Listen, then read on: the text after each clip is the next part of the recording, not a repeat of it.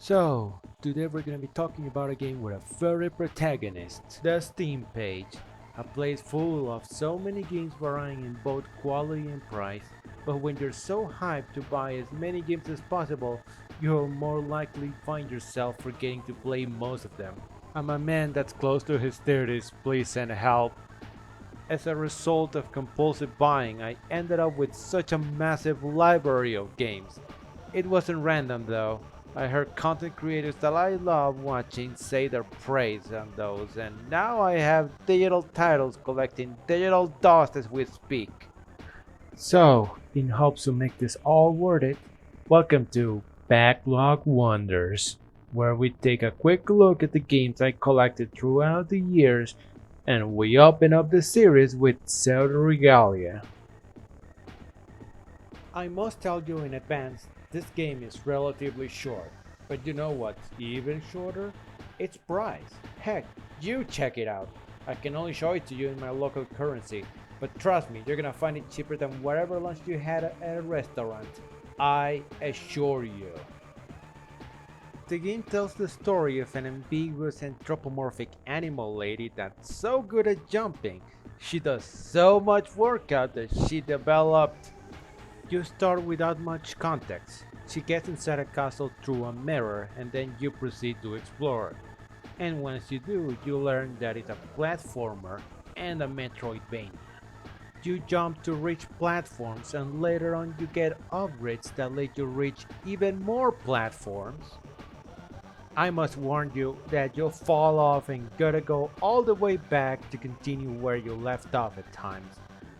But I can tell you it's never really annoying. Just be aware that gravity is gonna be an enemy here if you're not careful. Most of the characters you find are just some little goat guys that show no surprise of seeing a taller goat.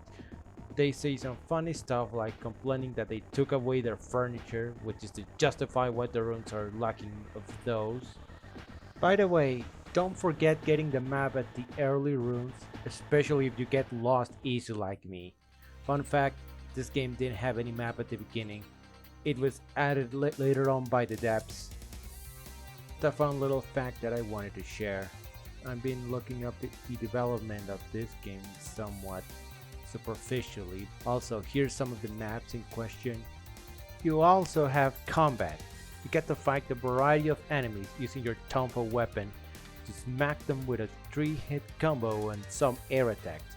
It's not a hack and slash or Souls-like, so don't expect anything deeper. But also, you can deflect attacks like it's a parry system.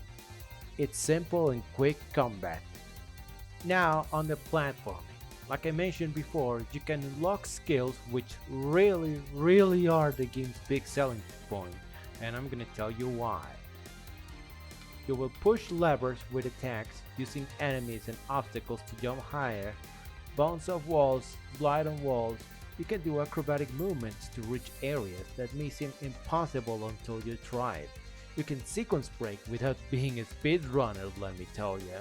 Going to the music, you're gonna feel like in a dream, lost, filled with wonder as you explore a surreal world. This is a nice atmosphere that never gets boring no matter how many times you end up returning to areas. Certainly a dreamlike feel that's also increased by the Nintendo 64 visual style. The liminal spaces and characters in low poly style really show the game's intent on being dreamlike. And as I mentioned, they intended to not have a map first since they felt the moody atmosphere would have worked. Something they retracted, and whether you think it hurts the game or not, it's up to you. The story is simple, but that does not mean it's forgettable. I'm letting you know now that the plot is there, but it's not very frequent. Most of it is in the optional dialogues, and the ending, of course. This game was the result of a Game Jam contest. You can get the early version they released for Zetaban at itch.io. It took place between February and March of 2023. And yes, this game won first place. And like any good dev with energy, motivation, and dreams to be a better developer, Rizzler Matt and their team proceeded to work on the commercial full version that you can get on Steam. This was a pleasing game and I hope to properly finish it someday. Maybe even make a sequel video with some thoughts on it. You see, this is not a deep review. It's just my personal experience with this game. No more and no less.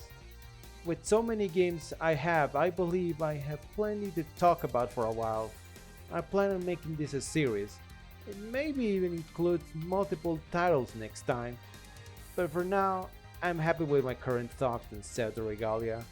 And I hope you guys had any form of enjoyment out of this. Like and subscribe if you enjoyed it and see y'all next time.